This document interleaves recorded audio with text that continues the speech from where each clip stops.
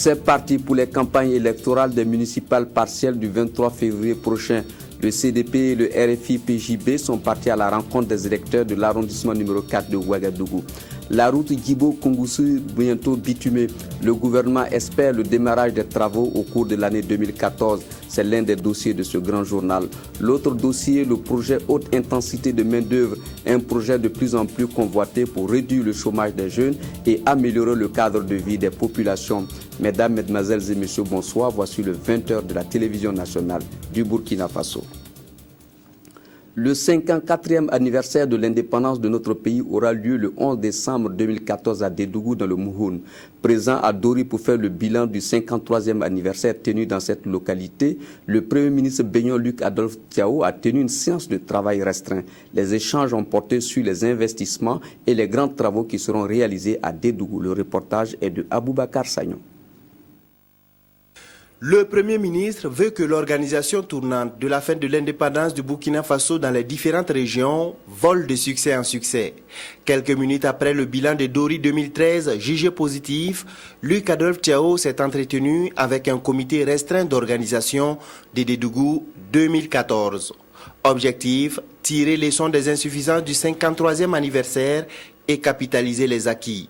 La rencontre a surtout permis d'échanger autour des grandes infrastructures qui seront réalisées dans la cité d'Ibankoui. Une salle multifonctionnelle, le stade régional. Nous allons avoir également des investissements au niveau de l'université qui est là-bas. Et le marché, nous allons contribuer à réhabiliter, à achever la construction du marché et un certain nombre également de petites réalisations qui seront faites. Au niveau de la cité des forces vives, il y a un réel engouement. Et il y a près de 1000 demandes pour un peu plus de 300 parcelles disponibles. La commission, le gouverneur avait souhaité qu'on puisse augmenter le nombre de parcelles, mais ce ne sera pas le cas. Nous allons attribuer ces parcelles-là à ceux qui, effectivement, auront les moyens de construire des villas à la hauteur donc, de l'événement. Le budget définitif du 54e anniversaire de l'indépendance à Dédougou n'a pas encore été arrêté, mais pour aller vite et donner plus de temps aux particuliers et aux entreprises, les travaux seront officiellement lancés en fin février.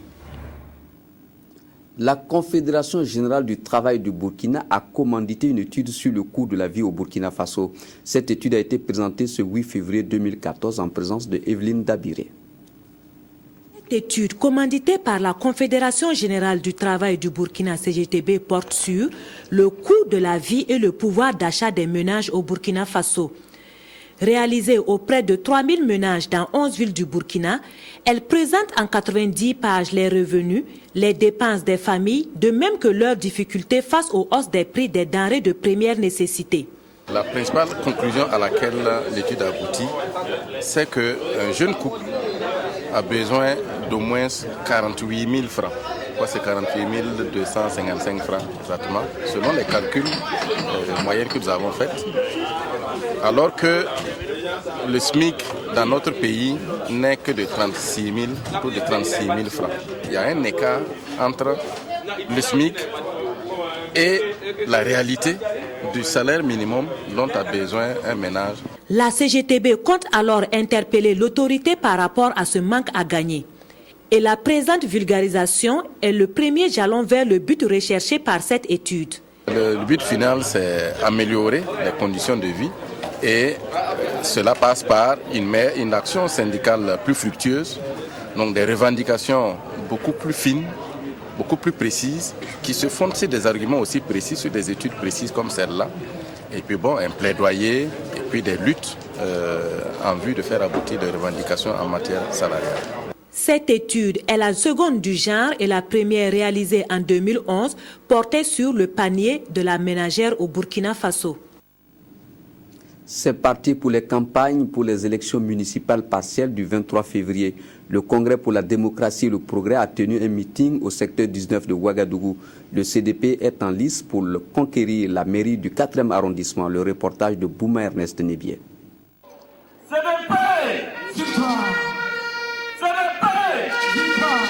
C'est parti pour la campagne des municipales partielles dans la ville de Ouagadougou pour le parti majoritaire, le CDP. Et c'est ici, au secteur 19 du 4e arrondissement de Ouagadougou, que les responsables du parti ont décidé d'organiser leur meeting d'ouverture. Un meeting qui a connu une grande mobilisation des populations. À ces populations, les responsables du parti ont demandé de voter massivement pour le CDP afin que le parti puisse remporter les 20 sièges de conseillers municipaux en jeu à la mairie du 4e arrondissement de Ouagadougou. Les représentants des jeunes, des vieux, des femmes et des étudiants qui se sont succédés à la tribune ont réaffirmé leur volonté de voter massivement pour le CDP. Nous sommes avec CDP parce qu'on sait avec lui, notre vie va avoir de l'avenir. Notre avenir sera assuré.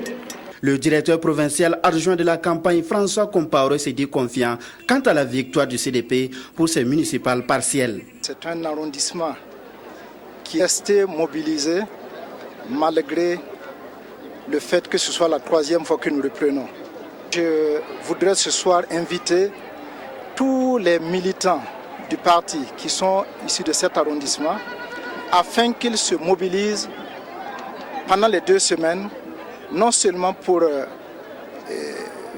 inciter, amener les autres à aller voter, mais aussi à rester calme. À l'occasion, des bons d'inscription au permis de conduire ont été octroyés à 50 jeunes et des promesses ont été faites. Il s'agit entre autres de la construction d'un centre féminin, d'écoles et de l'électrification des zones non éclairées de l'arrondissement. Le parti compte organiser dans les autres secteurs de l'arrondissement des meetings de la même envergure et des assemblées générales avant la fin de la campagne prévue pour le 21 février 2014. Activité du CDP toujours, le parti a installé ce 8 février la section et les sous-sections provinciales du parti dans le Namentenga. Les installations ont eu lieu à Boulsa, chef-lieu de la province, et c'est Jean Sambo Sawadgo qui va diriger le CDP dans le Namentenga. Reportage de Frédéric Etienne Bassenga.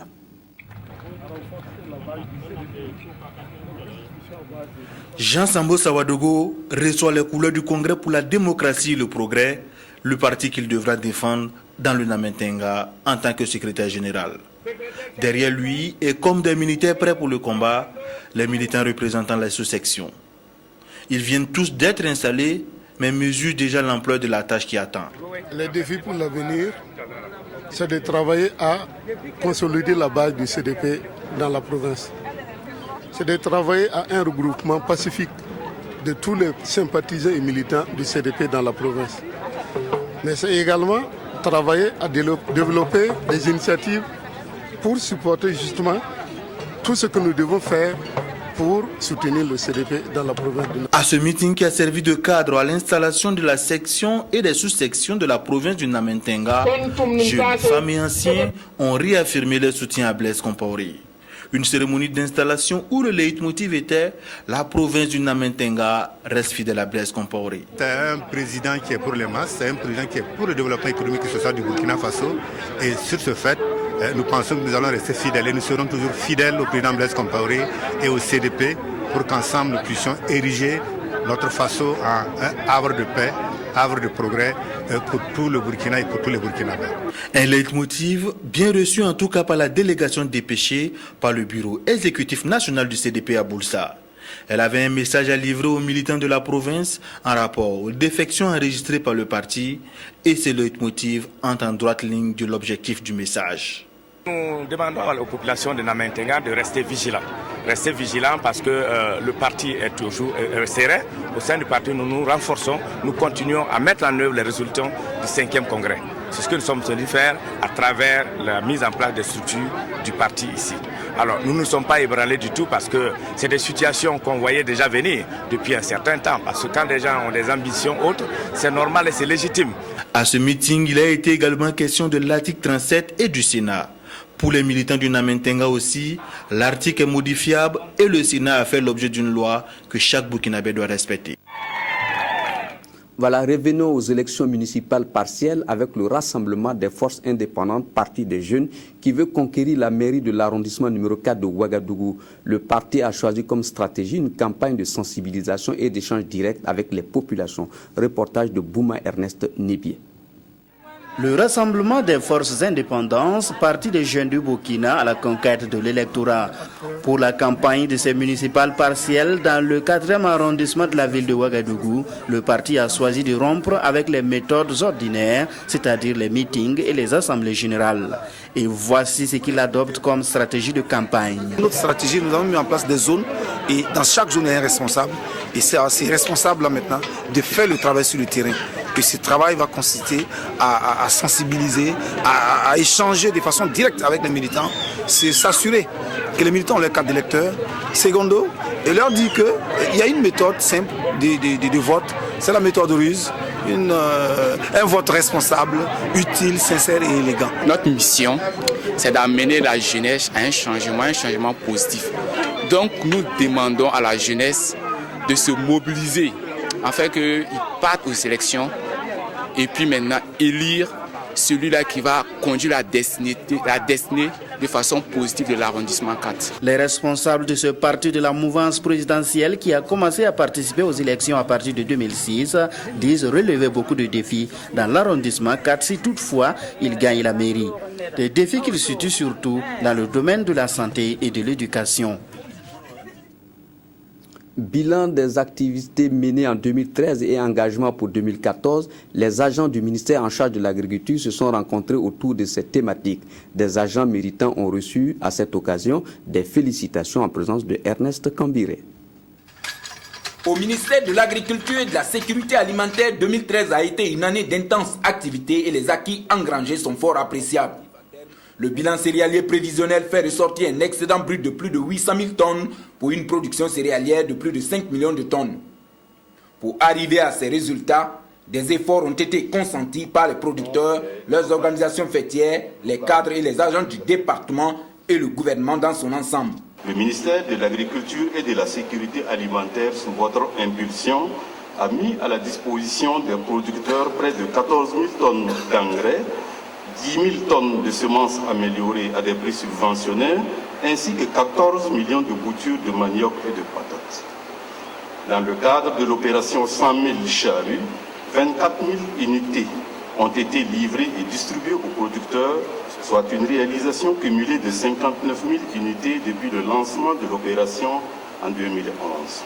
À cela, il convient d'ajouter des aménagements hydro-agricoles et d'irrigation, des appuis en matière de conseil agricole, de formation recyclage et de gestion durable des terres agricoles et de sécurisation foncière en milieu rural. Pour 2014, Mahama Zungrana et ses collaborateurs entendent faire du secteur agricole un levier de croissance et contribuer ainsi à la réalisation de la vision Burkina 25. Alors, nous nous sommes engagés au cours de l'année 2014 à faire en sorte d'aménager environ 41 000 hectares, faire en sorte à ce qu'on distribue un peu plus de 20 000 tonnes de semences et plus de 20 000 tonnes d'engrais aux producteurs, mais aussi plus de 25 000 unités de traction animale, toutes choses qui devraient, si les conditions pluviométriques nous accompagnent, d'atteindre vraiment une production importante aux environs de 6 millions de tonnes.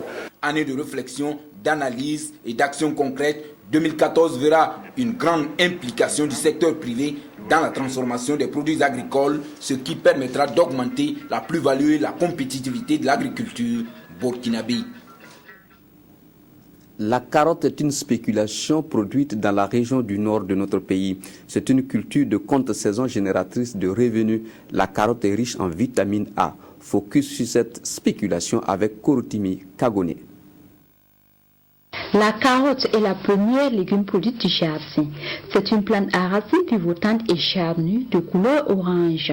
Plante de lumière, elle pousse bien sur les sols légers, sableux et riches en humus. La carotte est une spéculation produite à grande échelle à Waïkia. La carotte, il faut faire une planche en profondeur, ça veut dire que la profondeur, il faut 25 cm au minimum. Puisque le développement des racines, ça développe en descendant. Si ce n'est pas profond, il faut que la racine touche la partie solide, elle sort dehors, et puis ça devient vert. Là, ce n'est plus appréciable, ce n'est plus consommable. culture de contre-saison, elle contribue à améliorer les conditions de vie des populations.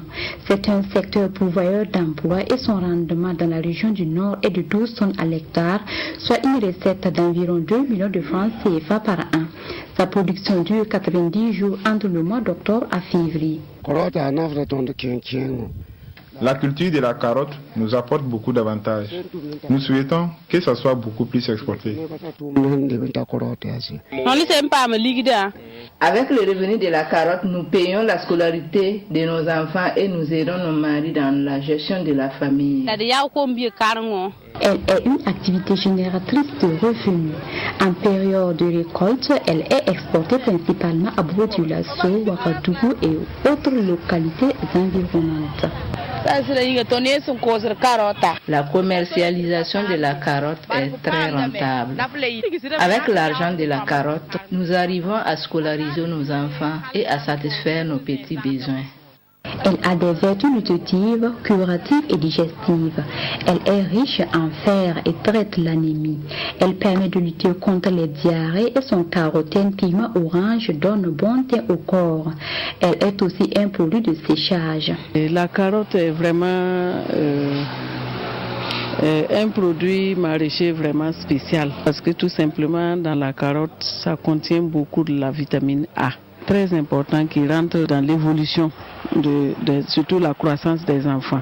Elle est une spéculation maraîchère dont les racines sont consommées. Appréciée pour sa valeur marchande et de transformation, elle est consommée crue ou préparée. Elle a une durée de conservation d'au moins 1 mois. Ça a des vertus thérapeutiques pour les maux d'yeux. Donc, au-delà de tout ça, d'aucuns n'hésitent pas à dire aussi que ça contient de la vitamine A. À chaque repas, c'est même conseillé même de consommer ça. Et aussi, il y a d'autres aussi qui utilisent ça comme des crudités. Ça contribue pour la circulation sanguine.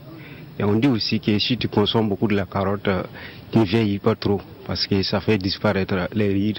La carotte est surtout conseillée aux femmes enceintes et allaitantes.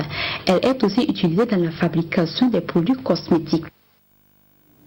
Les organisations de la société civile actives dans les domaines de l'environnement représentées au Millennium Challenge et comptent rendre compte à Ouagadougou des réalisations du compact à un semestre de sa fin. C'est un exercice de redevabilité nécessaire à la bonne marche des projets. Reportage de Fousseni Kindo. Un exercice de redevabilité, c'est ce à quoi le comité environnement du MCA Burkina a convié ses membres.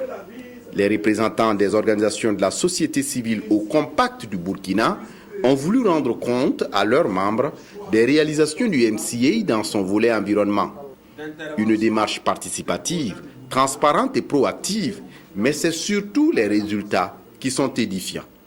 Et si nous prenons les volets, route, le projet route, le projet agriculture et le projet foncier, tous ces projets ont intégré au volet environnement. En prenant l'exemple des routes, vous voyez que c'est un projet linéaire qui porte des impacts sur le milieu physique, biophysique et socio-économique et qui entraîne même des questions de déplacement de population. Tous ces impacts-là ont été étudiés au préalable avant que les travaux ne commencent. Et mieux, tous ces impacts ont été étudiés. Les mesures d'atténuation, de réduction et de compensation ont été prévues et mises en œuvre. La prise en compte des questions environnementales et sociales dans la mise en œuvre du compact du Burkina satisfait les organisations de la société civile qui saluent l'implication et l'engagement des différents acteurs. C'est avec beaucoup d'attention que les représentants de ce programme ont travaillé pour les routes, pour les aménagements du barrage de Die et pour toutes les activités. La question de l'environnement était au cœur de leurs préoccupations. Et rien n'a été fait comme au niveau des mines qui n'ait pas été réparé. Les organisations de la société civile repartent avec la conviction que la mise en œuvre du programme environnement du Compact Burkina se poursuivra avec le ministère de l'Environnement et les populations bénéficiaires. Et surtout, que la prise en compte du genre est assurée. Infrastructure routière, le gouvernement espère lancer cette année le bitumage de la route Djibo-Kongoussi, longtemps attendu par les populations. Dans ce dossier de Drissa Serré, il revient sur les enjeux de cette route pour l'économie de notre pays et le bien-être des populations. Sur la route nationale numéro 22, le tronçon Djibo-Kongoussi, long de 90 km, est difficilement carrossable. Il porte les stigmates du temps. Fortement dégradée, c'est une voie qui se révèle très dangereuse avec des tôles ondulées couramment appelées escaliers, des dallos obsolètes, des nids de poules et des radiers mal signalés. Cette route est pourtant primordiale pour les populations du Soum. C'est le cordon ombilical qui les relie à la capitale. Auprès des usagers, notamment les conducteurs de poids lourds, elle jouit d'une mauvaise réputation. 4 à 5 heures, c'est le temps qu'il faut mettre en moyenne pour allier la ville de Djibo à celle de Kongoussi. Actuellement, les ouvrages, nous sommes à 9 mètres de la largeur roulable. Pourtant, les ouvrages que nous avons là-bas, nous sommes peut-être à 5, d'autres sont à 4,50. Il faudra reprendre. Alors, si vous voyez l'état actuellement, il y a des nids de poules, il y a des flashs, il y a la tôle ondulée, c'est-à-dire que vous appelez les escaliers. Et la tôle ondulée est tellement accentuée, si bien que c'est très difficile de dire que la route est carrossable. C'est très difficile. Nous avons pas mal de dégradations liées à l'état de la route. Avec le marché à bétail de Djibo et la mine d'or d'Inata, le tronçon Djibo-Kongoussi est une voie commerciale par excellence qui dessert à la fois une zone aurifère et une zone à forte potentialité agro-pastorale. Malheureusement, l'état de cette voie constitue un frein au développement des activités et à l'épanouissement des hommes. Outil de désenclavement d'une partie importante du Sahel, cette route est devenue source d'insécurité et d'angoisse pour les populations. Comme la route là est trop loin, les camions ne viennent pas ici comme ça. Tu peux venir ici, tu peux venir ici acheter les légumes, tu peux rester ici sans avoir un camion pour partir. La sécurité est trop, puisque à chaque fois le marché de Djibo, il y a les braquets qui nous braquent, trop de... Donc on est fatigué, on est beaucoup fatigué sur la route maintenant. Si la route était aménagée, on pourra avoir même des gens qui vont quitter peut-être même loin même de notre frontière pour venir au marché de Djibo. Mais à cause de l'état de la route là, même avant-hier seulement, il y a un véhicule qui est tombé. Il y a eu jusqu'à au moins 5 ou 6 blessés. Ça, c'est l'état de la route. Si la route était bonne là, ça vraiment, on allait peut-être notre marché était le premier même de la sous-région même. Parce qu'actuellement là, c'est on ne peut même pas compter les animaux qui rentrent au niveau du marché. Commerçants et transporteurs sont les premières victimes du mauvais état de la route. Pour ne pas affronter les difficultés, certains préfèrent se limiter à Kongoussi, à l'exception de ceux qui n'ont pas le choix, comme le bétail et les acheteurs ghanéens intéressés par la tomate. Ici, par exemple, à Bourzanga, la tomate a perdu toute valeur. De 12 000 francs CFA jadis, la grosse caisse est cédée à 3 000 francs CFA. Sur le site du lac de Bourzanga travaillent environ 4 000 femmes. Aujourd'hui, elles sont confrontées à une baisse de revenus et à une précarisation de leurs emplois. Comme la route n'est pas bonne, les camions ne viennent plus ici. Si la route était en bon état, on allait pouvoir écouler nos tomates qui sont en train de pourrir. John Kielsba est un client fidèle des producteurs de Bourzanga. Il se déplace depuis Accra pour se rendre dans cette localité. Par voyage, il injecte entre 500 000 et 700 000 francs CFA dans l'achat de la tomate. L'état de la voie, surtout en saison pluvieuse, constitue pour lui un casse-tête chinois. Dès qu'il pleut, la voie devient totalement impraticable. Si la voie était bitumée, on pouvait nous amener un comptoir d'achat de la tomate.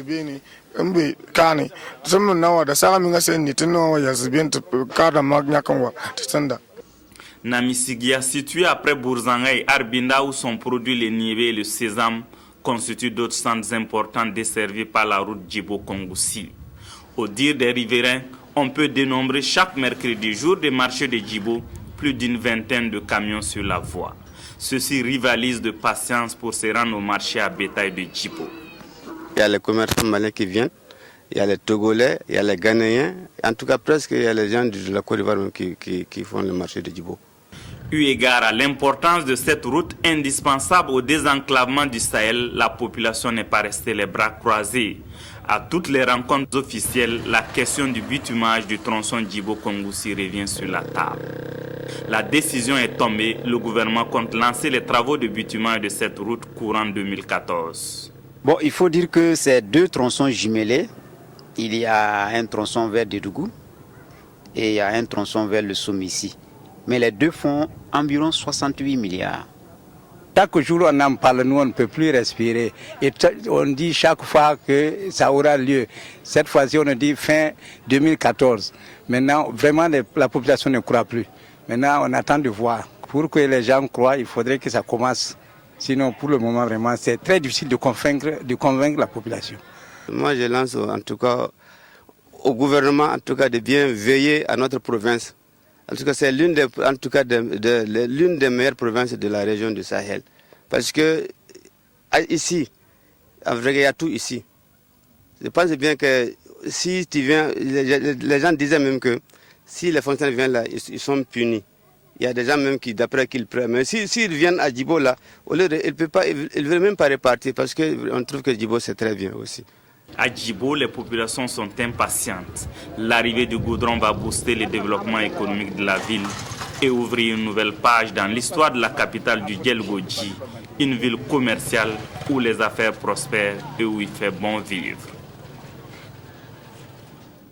L'Agence nationale pour l'emploi ANPE en tournée dans les 13 régions du Burkina Faso. La tournée qui débute demain lundi vise à recueillir les besoins dans le domaine de l'emploi et de la formation professionnelle. L'ANPE pourra ainsi recadrer ses actions pour une meilleure insertion socio-professionnelle des jeunes et des femmes. Reportage de Jacques Lamissa, Tarpaga. L'Agence nationale pour l'emploi ANPE a pour mission de mettre en œuvre la politique du gouvernement en matière d'emploi et de formation professionnelle. Dans son programme d'activité de 2014, il est prévu la recherche d'une nouvelle dynamique à travers le développement d'une synergie d'action en vue de faciliter l'insertion socio-professionnelle des demandeurs d'emploi et des futurs promoteurs dans le monde du travail. Cela devrait passer par le renforcement du partenariat avec les différents acteurs au niveau local. C'est ce qui justifie l'organisation d'un voyage qui devrait conduire les responsables de l'ANPE dans les 13 régions du pays du 9 au 28 février prochain. Dans un premier temps, l'ANPE a fait plutôt des offres de formation. Et ces offres de formation, nous nous rendons compte aujourd'hui que ça ne répond pas aux besoins réels des populations. Voilà pourquoi nous avons choisi d'aller discuter avec eux pour recueillir leurs besoins en formation, en emploi, recueillir des suggestions afin de pouvoir améliorer nos actions futures. Après avoir identifié le potentiel en niche d'emploi et en métiers porteurs des régions, ainsi que les besoins prioritaires de ces régions à ressources humaines qualifiées, la NPE pourrait ainsi revoir ses offres de formation. Les questions d'emploi demeurent une priorité pour l'État burkinabé et chaque année, le nombre de demandeurs d'emploi ne fait que croître, d'où la nécessité de développer des stratégies innovantes. Nous allons avoir pas mal d'informations. Et ces informations, ça vient des jeunes même, des principaux concernés. À partir du moment où nous avons ces informations, nous allons donc les recueillir et puis nous allons transmettre au ministre de la Jeunesse et de la formation professionnelle et de l'emploi. Et nous allons proposer en plus un projet de plan d'action. Si nous proposons ça, tout le monde sait que la question de l'emploi aujourd'hui c'est une question transversale et nous pensons que notre ministre de tutelle se servira de ce projet-là de proposition d'action pour pouvoir travailler en synergie avec les autres départements ministériels. Dès 1960, une convention entre les États burkinabé et ivoiriens avait permis la création d'un centre de main-d'œuvre. C'est ce centre qui a évolué pour devenir l'Office national de l'emploi en 1974, puis aujourd'hui Agence nationale pour l'emploi. Emploi toujours, la reprise de la deuxième phase du projet haute intensité de main-d'œuvre est effective dans la commune de Gawa. 1600 places sont en jeu et les volontaires se bousculent pour se faire recruter. Draman Dadian. Le projet IMO, haute intensité de main-d'œuvre à Gawa. Pour la première phase, débutée en octobre 2013, près de 1600 volontaires étaient sur le terrain pour faire de Gawa une ville propre. Ça s'est bien déroulé sur le terrain. Les jeunes, les femmes, en tout cas, ont donné le meilleur d'eux-mêmes. Je profite de dire merci justement à tous ces braves dames et braves jeunes qui ont travaillé. Même son de cloche du côté des populations de la cité de Bafoudy. Mais quant à la rémunération des volontaires, le bilan s'avère mitigé. Ça m'a beaucoup aidé. J'ai payé tous mes crédits au niveau du dehors. Je suis une veuve. J'ai pu acheter les vivres pour nourrir ma petite famille. Et le reste, je peux faire le travail. J'ai fait construire des briques pour pouvoir reconstruire. Moi, je n'ai pas encore reçu mon pécule du deuxième mois. Pour le premier mois, c'est effectif. Le troisième aussi. Mais pourquoi on ne veut pas me donner mon pécule du deuxième mois? Par exemple, quand on prend chez nous ici, les yéris, il y en a assez. Les siers, il y en a assez. Les 500, il y en a. Et comme les états de paiement que nous avons amenés ou que nous déposons au trésor ne portent pas les références des pièces, bien sûr, de la personne. Donc, bon, ça veut qu'il y en a qui partent avec le ticket. Quand ils parlent du ticket, ils disent qu'il s'appelle Camoussier. Camoussier, sans référence. Donc, on remplit ses références, il prend son argent. Une cinquantaine de personnes attendent toujours d'être payées et tout serait mis en œuvre pour pallier cette situation, au dire des premiers responsables du projet au niveau local. Alors, nous avons fait un recensement et nous sommes en train de prier pour voir qu'est-ce que nous pouvons trouver comme solution. Mais nous avons quand même pu avoir quand même des sources sûres, ceux qui sont à la base de ça et qui sont prêts à reverser les fonds pour qu'on puisse payer, en tout cas ceux qui ont été insatisfaits lors de la première phase. Le projet IMO a été reconduit et pour cette deuxième phase entamée ce 3 février dans la commune de Gawa, vigilance et rigueur sont donc de mise. Pour 1600 places, la priorité est accordée aux anciens volontaires, 18 à 40 ans pour les garçons et 45 ans pour les filles. Les CNB sont aussi exigés cette fois-ci. Des consignes données aux acteurs terrains, comme c'est le cas ici au secteur 3 de Gawa. Nous avons fait appel pour retenir les anciens qui ont des CNB. Ceux qui n'ont pas de CNB, ils étaient au nombre de 34, plus les absents. Et nous avons aligné les nouveaux qui sont arrivés pour pouvoir faire un tirage au sort. Et ce tirage au sort nous a amené à recruter les 34 personnes. Sur 200 qui étaient alignés, il y a 34 qui ont tiré 8. Et c'est ces 34 que nous sommes en train d'enregistrer pour faire le complément des listes des 150 volontaires dont on a besoin au secteur 3. Je dirais c'est la joie parce que je suis très fier en tout cas de faire partie de ce projet. Et ce matin, je me suis présenté. C'est la vocation. J'ai dit non, je vais faire ce travail. Et quand je suis arrivé, il y avait des bouts de papier où on me disait de choisir. Et par la grâce de Dieu, et comme j'ai la vocation, Dieu m'a fait choisir le 8. Même si la gestion du projet IMO a fait des mécontents à Gawa, sa contribution pour l'assainissement de la ville est indéniable et tous restent convaincus de son apport dans la lutte contre la pauvreté des jeunes et des femmes. IMO toujours, 1100 personnes seront recrutées pour les travaux d'intérêt commun pour la mairie de Dori. Le recrutement qui a vu une forte participation des femmes désireuses de décrocher un emploi entre dans le cadre du projet haute intensité de main-d'œuvre IMO. Reportage signé Aboubakar Sagnon. Attroupées devant le guichet des agents de recensement, elles veulent toutes se faire recruter dans le cadre des travaux du projet IMO haute intensité de main-d'œuvre. Mais pas facile d'arriver à faire passer la copie de sa pièce d'identité de l'autre côté de la fenêtre. Pour éviter les bousculades et ne pas rester debout pendant de longues heures, certains ont trouvé refuge à l'ombre de cet arbre, d'autres sous le auvent de la mairie. Preuve que ce projet gouvernemental lancé pour lutter contre le chômage des jeunes et des femmes intéresse énormément les populations. Je suis venue ici à 3 h du matin. Mais j'ai eu m'inscrire. C'est une bonne chose parce que ça nous aide. Ça nous aide beaucoup même. Avec cet argent. Okay. On paye, prend ça pour payer des habits, payer... Bon, en tout cas, tu vas faire ton petit besoin avec. 37 000 francs CFA, c'est le salaire mensuel payé aux personnes recrutées pour exécuter des tâches bien précises. C'est des travaux d'intérêt commun. C'est l'élimination des ordures, le curage des caniveaux, et toute autre activité entrant dans le cadre de l'embellissement et de la salubrité de la commune.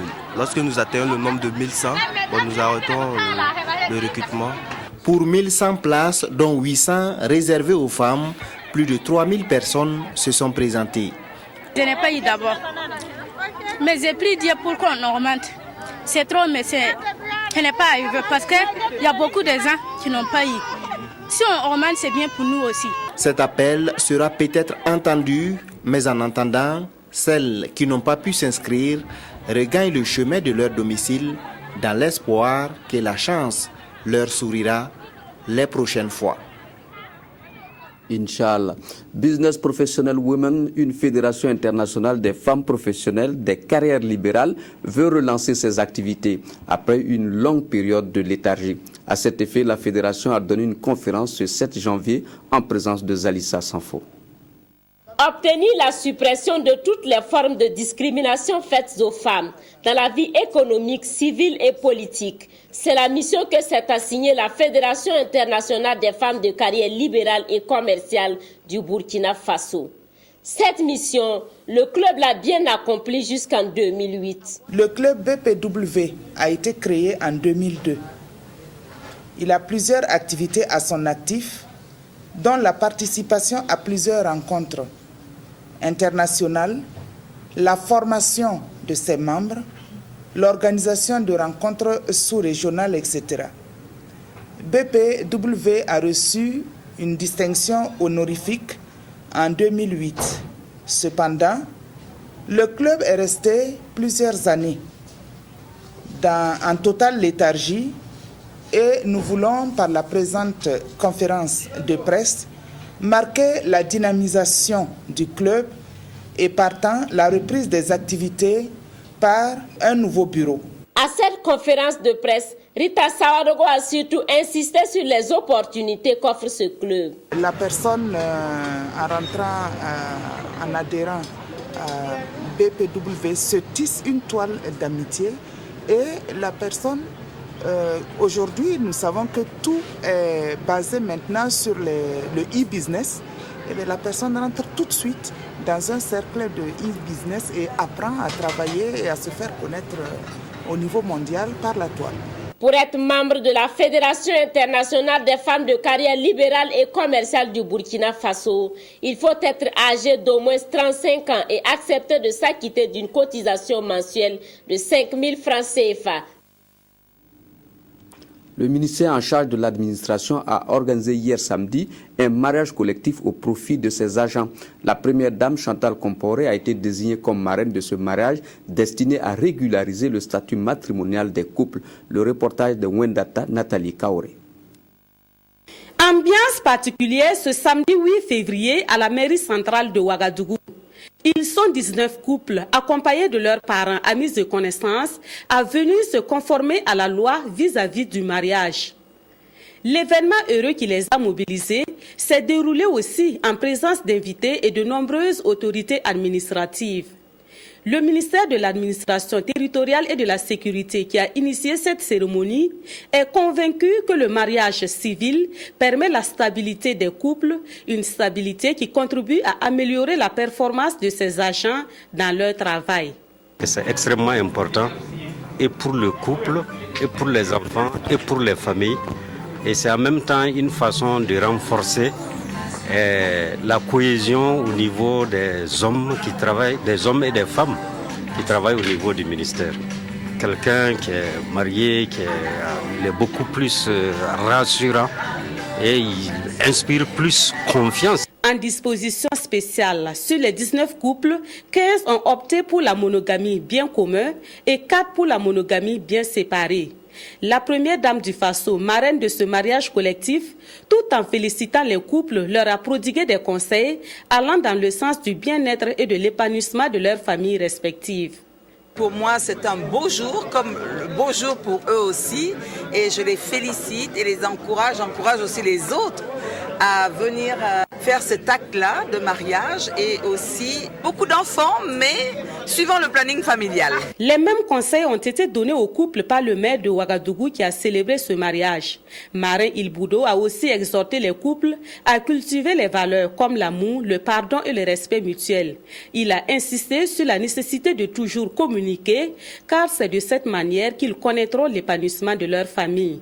Enfin, le maire de Ouagadougou souhaite que cette démarche salutaire du ministère de l'administration territoriale et de la sécurité fasse des émules dans les autres administrations du Burkina.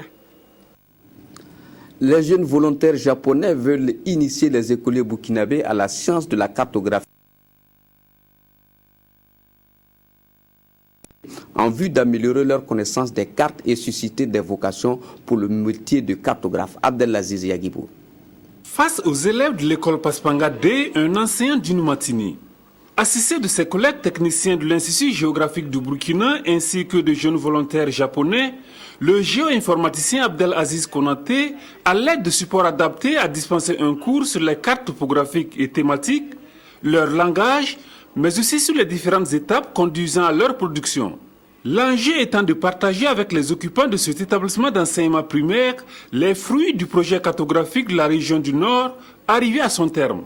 Un projet signé en 2011 entre le gouvernement burkinabé et celui du Japon. Dans le cadre de ce projet également, dans le volet promotion des données cartographiques, on a eu l'idée de venir échanger avec le primaire pour leur apprendre le processus de production d'une carte et avec l'espoir de susciter des vocations dans le métier de la cartographie. Afin de contribuer au mieux à l'atteinte de cet objectif, les visiteurs ont remis au personnel pédagogique des écoles Paspanga D et C ainsi qu'à l'inspection des cartes scolaires. Non seulement nos élèves viennent de recevoir des cadeaux, notamment des cartes, mais surtout ils sont en train de bénéficier d'un cours sur l'utilisation parfaite des cartes.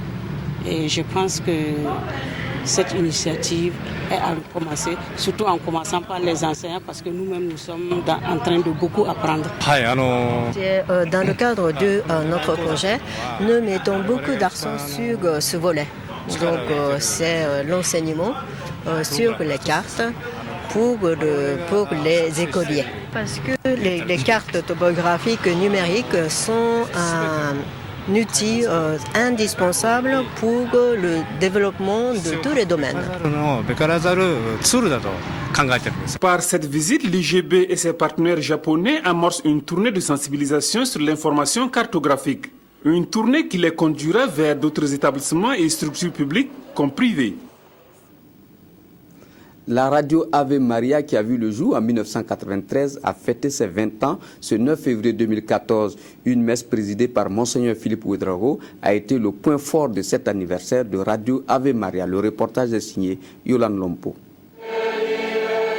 Elle fête ses 20 ans d'existence et se veut être la voix des sans-voix, le reflet de l'église famille de Ouagadougou. Elle, c'est la 91.6 FM, plus connue sous le nom de Radio Ave Maria. Et c'est la paroisse Saint-Camille de Ouagadougou qui a été choisie pour abriter l'ouverture solennelle de ce jubilé de porcelaine, célébré sous le signe de l'action de grâce au Seigneur tout au long de l'année 2014, à travers la visite d'une dizaine de paroisses de l'archidiocèse de Ouagadougou. Une fois par mois, nous serons dans une paroisse pour fêter l'anniversaire avec cette paroisse. Donc c'est juste pour nous rapprocher de nos paroisses, de nos auditeurs, et puis aussi pour leur faire connaître nos besoins, nos préoccupations, et aussi qu'ils puissent, je dirais, mieux se servir aussi de nous, je dirais, dans leurs activités. Monseigneur Philippe Ouedraogo, nouvellement créé cardinal et qui se rendra dans les prochains jours à Rome, en a profité pour demander aux fidèles chrétiens de soutenir lui et ses pairs dans la prière. Nous avons félicité et encouragé tout le personnel qui s'y emploie. Nous avons aussi remercié les auditeurs et surtout lancé un appel fort pour que les uns et les autres s'impliquent et qu'ils fassent de cette radio leur radio. Il y a aussi l'aspect financier. Vous n'ignorez pas que c'est le nerf du combat. Donc il nous faut de l'argent pour soutenir la radio, payer le personnel, un équipement suffisant pour que le travail se passe bien. Je recommande le pape et tous les nouveaux élus, les papes, les cardinaux, anciens et nouveaux, à la prière de vous tous pour que le consistoire soit un succès que tous ceux qui vont se déplacer à Rome, il y aura du monde certainement, puissent le faire dans de bonnes conditions et que tout cela contribue à la gloire de Dieu, au bien de l'Église et de l'humanité. Et ce jubilé de porcelaine, c'est aussi des activités récréatives telles une grande kermesse, une animation grand podium avec une retransmission en direct sur la radio dans chaque paroisse qui sera visitée.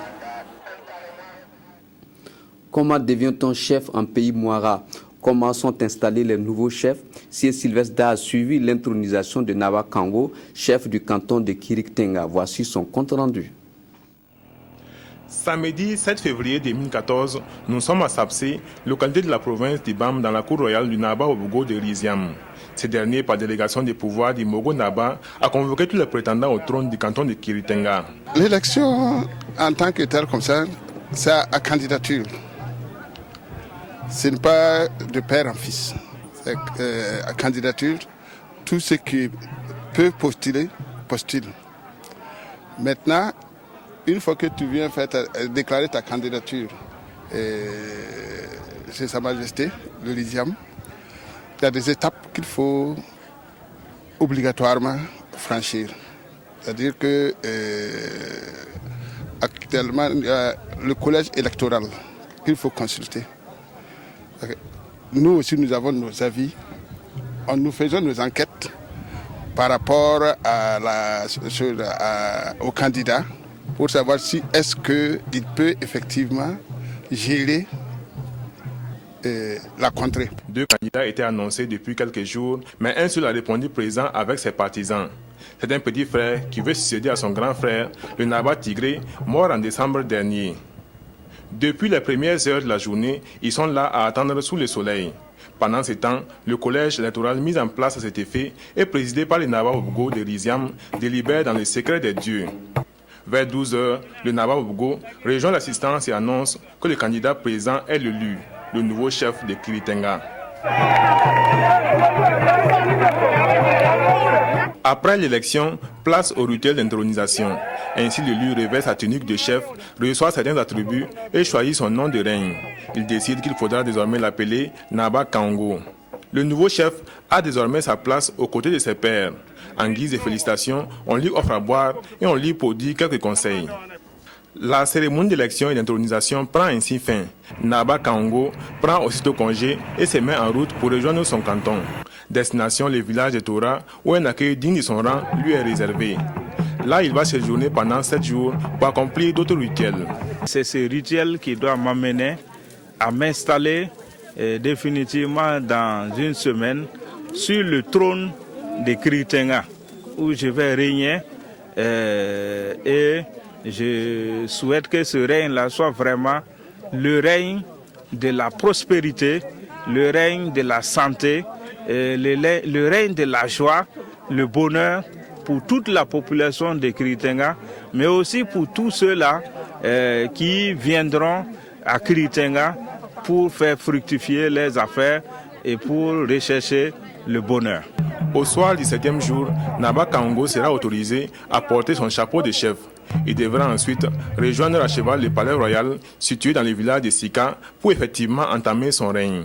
Ce qu'on attend de lui, c'est qu'il soit un chef à la hauteur vraiment de sa renommée, un chef rassembleur, un chef de tout le monde. Naba Kango est le 24e chef du canton de Kiritenga. Une fois installé, il devra nommer lui aussi le chef coutumier dans les 20 villages qui composent le canton. La troupe de danse de l'Institut des jeunes sourds-muets du Faso est qualifiée pour la SNC 2014 et se prépare activement pour cette rencontre culturelle. Évariste Kombari a assisté aux répétitions. À voir ces enfants danser, rien ne nous dit qu'ils sont atteints de surdité. Et pourtant, la particularité de cette troupe de danse réside dans le fait qu'ils sont tous sourds et élèves d'une même école, l'Institut des jeunes sourds du Faso, fondé en 1997. On a une mission d'éduquer les enfants malentendants. Et en dehors de cette mission, je crois qu'on essaie quand même de leur apporter un savoir-faire, un savoir-être, pour leur permettre au moins d'avoir au moins une chance dans la vie. Parmi les 120 élèves que compte cette école à 6 classes, figure la jeune Mounira Iye, élève en classe de CM2, cours moyen, deuxième année. Est mon père. Oui. Mon père, il est qui? Oui. Voilà, un chasseur. Très bien. Nous sommes dans la classe de CM2. C'était un cours de grammaire sur les articles. Et donc là, on avait 2 phrases au tableau où l'enfant devait repérer l'article. Je m'appelle Mouniratou, classe CM2.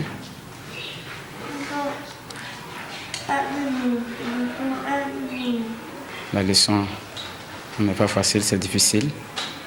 En plus des cours, Mounira Iye aime et pratique la danse. Cela a été rendu possible grâce à la direction de l'Institut qui a choisi de s'investir dans les activités culturelles. L'objectif de cette activité que nous sommes en train de mener au niveau de la culture, c'était quand même de permettre aux enfants qu'ils soient vraiment des éléments qu'on peut vraiment prendre pour sensibiliser l'opinion publique. Parce que d'aucuns pensent que les enfants, étant sourds, ne pouvant pas parler, ne pouvant pas entendre, ils sont quand même exclus totalement de la société. La troupe de danse de l'Institut des jeunes sourds du Faso a pour chorégraphe Yaya Sanou, un jeune bien connu dans l'univers des activités culturelles à Sia. Comment je me suis retrouvé ici, c'est depuis l'année 2006-2007, à travers des interprimaires que les écoles font ici à Bobo, que le directeur m'a fait appel de venir pour qu'on essaye de faire, est-ce qu'on peut faire quelque chose avec les enfants aussi qui n'entendent pas. Donc je suis venu, c'est dans ce cas que je me suis retrouvé ici. Vous brûlez certainement d'envie de savoir comment Yaya Sanou s'y prend pour encadrer ses danseurs. En somme, comment est-ce que se fait la communication? Yaya Sanou, alors explique-nous. Pour leur transmettre le ballet, maintenant, comme j'ai duré un peu avec eux, j'ai dû créer par exemple des signes à chaque mouvement des pas. Donc maintenant, comme on se comprend maintenant, à chaque signe, les enfants savent que c'est tel mouvement. Les efforts de Yaya Sanou et de la direction de l'Institut ont fini par payer. La troupe de danse de cet institut s'est qualifiée pour la Semaine nationale de la culture 2014. Parce que la troupe de danse de l'Institut des jeunes sourds du Faso de Bobo Dioulasso n'est pas une troupe comme les autres, à chacune de ses sorties sur scène, Yaya Sanou se tiendra à côté pour donner la cadence.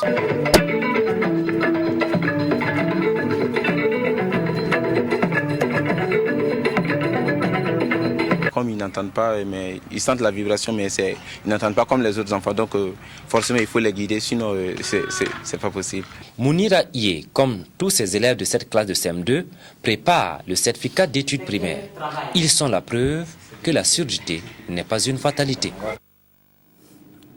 Sport à présent, premier match et défaite de l'Asfa Yenega en match aller de la Ligue des Champions hier au Sénégal. Les Burkinabés ont été battus 1-0 par le Djamba FC, Issa Kafando et Bangba David Kafando.